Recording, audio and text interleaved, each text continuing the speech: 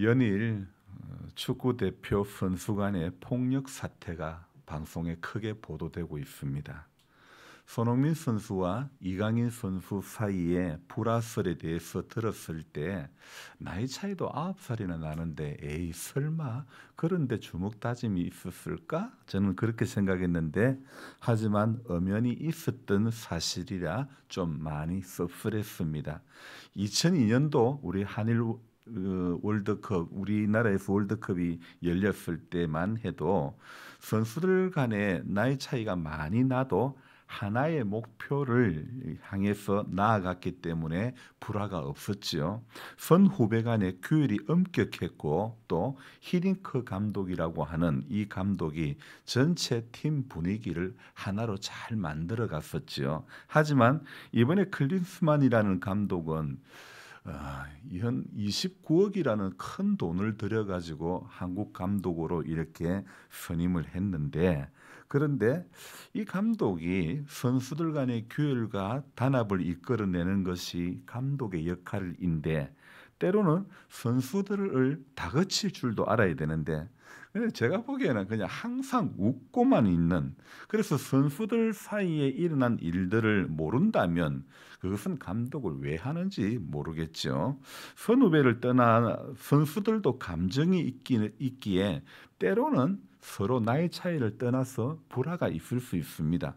그럴 때 바로 감독의 역할이 필요한 것이 아니겠습니까? 선수들 사이에 일어난 갈등을 봉합하고 단합을 이루어서 원팀을 하나의 팀으로 만들어가는 것이 바로 이 감독의 역할이죠.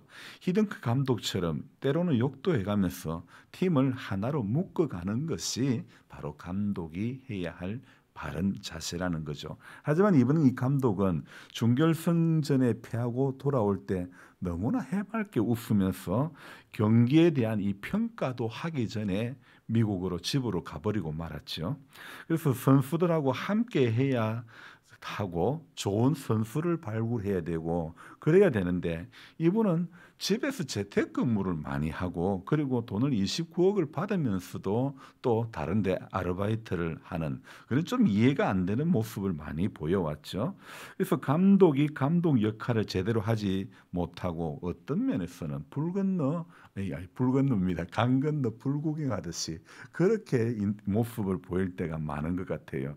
그저 해맑게 웃기만 하는 그런 감독이 필요한 것이 아니라 정말 한국 축구를 위해서 정말 연구하고 분석하고 제대로 평가하는 그런 감독이 필요한데 참 안타깝다는 생각을 해봅니다. 하지만 저는 오늘로 3일째 보는 이 여호수아서에서 너무도 멋진 감독, 지도자의 역할을 감당하는 여호수아를 보면서 위안을 삼습니다.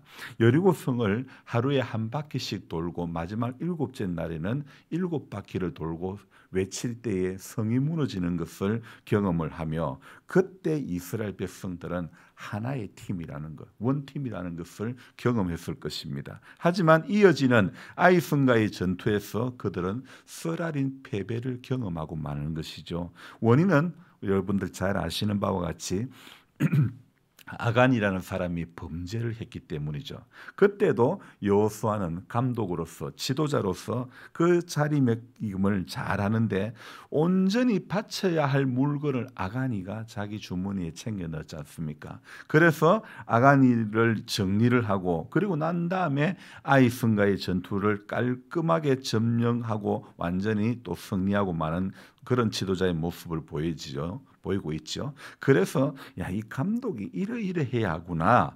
이 지도자의 역할이 바로 이런 것이구나. 우리는 이렇게 여호수아서를 보면서 알 수가 있는 것이죠. 어디 그뿐입니까?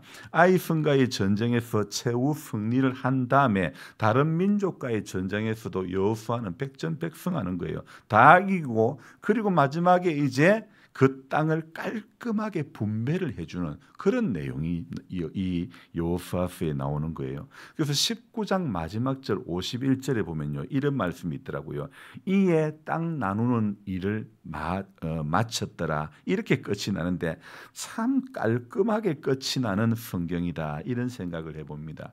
여호수아 23장에서 여호수아는 첫 번째 고별 설교를 하고 또 24장에서 그는 두 번째 고별 설교를 하고 24장 말미에서 여호수아가 죽었더라. 이렇게 하면서 여호수아가 끝맺음을 하는데요. 제가 몇 주 전에 이런 말씀을 드렸죠.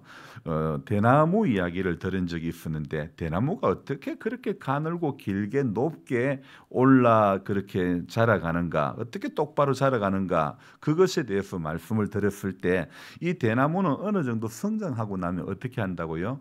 성장을 잠시 멈추고 마디 맺음을 한다고 하지 않았습니까? 그래서 마디를 한 마디 맺기 때문에 거기에서 또 바로 올라가고 또 바로 올라가고 그렇게 된다고 말씀드리지 않았습니까? 그래서 가늘고 길어도 흔들리기는 해도 마디 맺음을 하기 때문에 가늘고 길어서 흔들리기는 해도 쉽게 부러지지는 않는 것이죠. 그래서 이 여호수아서를 보면서 이렇게 깔끔하게 끝이 나는 것. 이 모세만 보더라도 모세가 한 성경에서 끝나지 않지 않습니까? 그러나 여호수아의 일대기는요, 여호수아로부터 시작해가지고 여호수아로 깔끔하게 끝이 나는 거예요. 그래서 저는 오늘 이 성경을 참 깔끔한 성경이라 이렇게 제목을 갖다 붙이고 싶습니다. 그도 그럴 수밖에 없는 것이 왜 이렇게 깔끔하게 모든 것이 여호수아 가운데 진행되는가 생각을 해보니까 원인은 한 가지밖에 없는 것 같아요. 1장을 시작하면서 뭐라고 그랬죠? 주야로 말씀을 묵상하고 늘 하나님의 말씀을 주야로 묵상하고 다 지켜 행하는데 어찌 길이 평탄하지 않을 수가 있겠습니까? 어찌 형통하지 않을 수가 있겠습니까? 어찌 깔끔하지 않을 수가 있겠습니까? 하나님의 방법대로 하면 하나님이 마지막에도 하나님의 방법대로 하나님께서 선한 길을 열어주실 줄로 믿습니다. 그게 바로 오늘 이 43절부터 45절까지의 역사인 것입니다. 우리가 읽었지만 그래도 다시 한번 같이 읽습니다. 여호와께서 이스라엘의 조상들에게 맹세하사 주리라고 하신 온 땅을 이와 같이 이스라엘에게 다 주셨으므로 그들이 그것을 차지하여 거기에 거주하였으니 여호와께서 그들의 주위에 안식을 주셨으되 그 조상들에게 맹세하신 대로 하셨으므로 그들의 모든 원수들 중에 그들과 맞선 자가 하나도 없었으니 이는 여호와께서 그들을 모든 원수들의 그들의 손에 넘겨주셨음이니라. 여호와께서 이스라엘 족속에게 말씀하신 선한 말씀이 하나도 남음이 없이 다 응하였더라. 아멘. 자, 이 가나안 땅은요, 여호와께서 이스라엘 열조에게 맹세하시면서 내가 주겠다고 하신 약속의 땅이지 않습니까? 43절에 그걸 이야기하고 있죠. 그리고 44절에 그 땅에 거주하는 것은 여호와께서 그 열조에게 맹세하신 안식이라고 그렇게 44절을 시작하면서 안식을 주셨으되 이렇게 이야기하고 있죠. 그리고 또 45절에는 여호와께서 이스라엘 족속에게 행하신 선한 일이라고 그렇게 말씀하고 있습니다. 하나님께서는 아브라함에게 내가 이 땅을 내 자손에게 주리라고 말씀하셨죠. 창세기 12장 7절에 네 자손에게 주겠다 이렇게 말씀하셨고 그의 아들 이삭에게도 내가 이 모든 땅을 너와 내 자손에게 주리라 이 말씀을 창세기 26장에서 그 아들 이삭에게도 약속을 했습니다. 또한 그의 아들 야곱에게도 28장에서도 여전히 이 말씀 그 야곱에게도 내가 너와 내 자손을 주리라. 하나님께서는요 아브라함과 약속하셨고 이삭과 약속하셨고 야곱과 약속하셨어. 그래서 뭘 하겠다고요?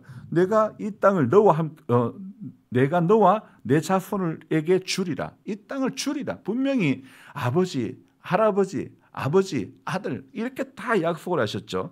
하나님 이와 같이 이스라엘에게 약속하셨던 그것을 하나님은 오늘 이 43절부터 45절까지 다 이루어 주셨다는 것입니다. 그래서 오늘 45절에 뭐라고요? 여호와께서 이스라엘 족속에게 말씀하신 선한 말씀이 하나도 남음이 없이 다 응하였더라. 그렇게 말씀하고 있죠. 하나님은 이스라엘에게 하신 약속을 전부 다 이루어 주셨다는 것. 그대로 전부 다 이렇게 이스라엘에게 다 주셨다 말씀하고 있는 것입니다. 그래서 하나님의 약속대로 모든 대적을 이기고 가나안 땅, 온 땅을 전부 다 분배를 받아 차지합니다. 약속을 믿고 힘차게 나아가면 앞으로 있을 모든 일에서 도우시는 하나님을 바라보게 된다는 것을 말씀하고 있는 성경 아닙니까? 여러분, 이거 하나면 끝이 아닙니까? 아니, 다른 어떤 성경에서 태양을 멈춘 사건이 기록되는 그 내용이 어디에 있습니까? 달이 아얄론 골짜기에 머무른 그런 사건이 어디에 기록이 되어 있습니까? 칼에 죽은 사람보다도 우박에 죽은 사람이 더 많게 되는 이런 역사를 경험하는 모든 것이 이 승리의 역사, 여호와께서 이스라엘의 조상들에게 맹세하사 주리라고 하신 그 온 땅을 이와 같이 다 주셨다고 오늘 43절에 말씀하고 있죠. 그들이 그것을 거기에 차지하여 거주하였으니 전부 하나님은 차지하게 해주시는 역사를 이루어 가시고 전부 넘겨주심의 은혜를 44절에 또 이야기가 나옵니다. 어제도 넘겨주심의 은혜를 말씀드렸지만 오늘 또 나옵니다. 그리고 45절에 이스라엘 족속에게 말씀하신 선한 말씀이 하나도 남김없이 그대로 다 이루어지는 이런 일들요, 이 하나님의 역사인 줄로 믿습니다. 하나님께서 약속하신 것 다 지키시죠. 다 지키시고, 그래서 제가 오늘 이후로도 영원토록 이 찬송을 부른 거 아닙니까? 하나님 한 번도 실망치 않은 하시는 하나님이시지 않습니까?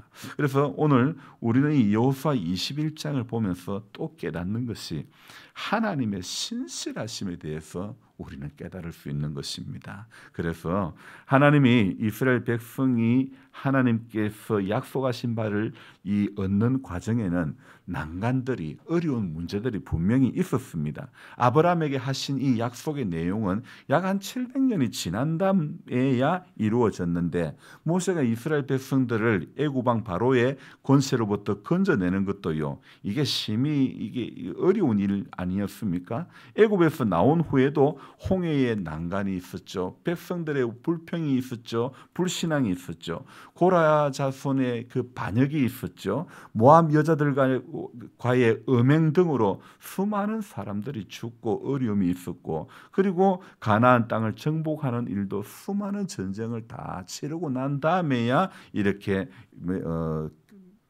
차지하게 되는 그런 일들 아니었습니까? 그러나 하나님께서는요, 그 조상들, 그 열조들에게 약속하신 바를 전부 다 이루셨다는 것이 바로 오늘 여호수아 21장 마지막에 나오는 결론의 말씀이라는 것입니다. 그래서 하나님께서는요, 약속하신 바를 반드시 이루시는, 그래서 그리고 안식을 주시고, 그리고 약속하신 바대로 다 받았다는 것.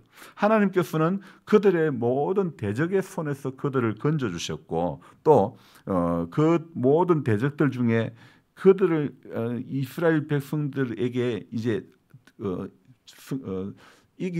패배하지 않은 그 민족이 아무도 없는 거예요. 전부 다 하나님께서 하신 말씀이 전부 다 선한 말씀이 하나도 남음이 없이 다 응했더라. 그런 결과 모든 선한 말씀 중 한 말씀도 실패치 않고 다 이루어졌더라. 이거 하나님께서 신실하신, 약속에 신실하신 하나님이시라는 사실을 우리에게 교훈하고 있는 그런 구절 아닙니까? 하나님의 약속은 하나도 실패치 않고 다 이루어진다는 이 사실 앞에 오늘도 저와 여러분들이 힘을 내야 될 줄로 믿습니다. 이후로도 영원토록 하나님의 약속은, 다른 어떤 약속은 변개함이 있을지라도 하나님의 약속은 변함이 없다는 걸 꼭 믿고, 오늘도 그 약속 붙잡고 이 하루를 출발해 가시기를 주님의 이름으로 부탁드립니다. 기도하겠습니다. 좋으신 하나님 아버지, 하나님은 약속하신 것에 신실하신 하나님이십니다.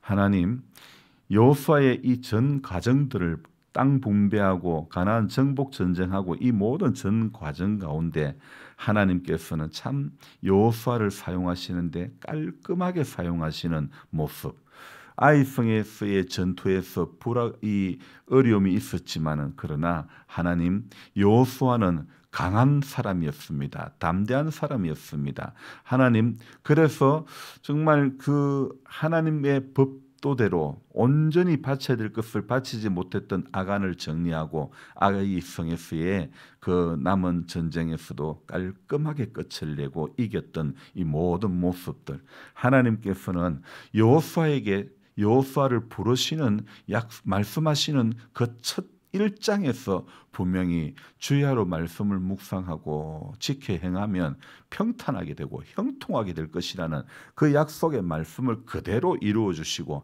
조상들에게 약속하셨던 말씀 또한 그대로 이루어 주시는 하나님이신 줄로 믿습니다. 그래서 오늘도 우리들이 이 성경에 기록되어 있는 이 약속의 말씀이 우리 오늘 이 시간 이 2024년도에 임기 땅에서 또 이렇게 하나님을 갈망하며 신앙을 가지고 살아가는 우리에게도 여전히 유효한 말씀이 되는 줄로 믿습니다. 그래서 하나님 한 번도 실망치 않게 하시는 하나님의 실지인데 오늘 이 하루의 삶의 여정 가운데 어려운 문제가 있다 할지라도 그것 때문에 눈에 보이는 어떤 문제 때문에 낙심하고 쓰러지는 자가 아니라 1.1획도 변함이 없는 이 약속의 말씀 때문에 힘을 얻고 또 얻고 그렇게 믿음으로 출발할 수 있는 약속 붙잡고 이 하루도 출발할 수 있는 하루의 여정이 될 수 있도록 도와주시옵소서. 하나님께서 오늘도 우리와 동행해 주시고 우리는 주님의 말씀 붙잡고 약속 붙잡고 한 걸음 한 걸음 주께로 가까이 주께로 가오니 나의 갈 길 다가도록 나와 동행하소서. 우리의 고백이고 기도의 제목이 되고 날마다 올려야 할 찬송이 되게 해 주시옵소서. 감사를 드리며 존귀하신 예수님의 이름으로 기도드리옵나이다. 아멘. 간절한 마음으로 주여 부르고 기도합니다. 주여 주여 주여. 좋으신 아버지 하나님 감사드립니다. 한날을 시작하는 첫 시간에 우리에게 약속의 말씀 변하지 않는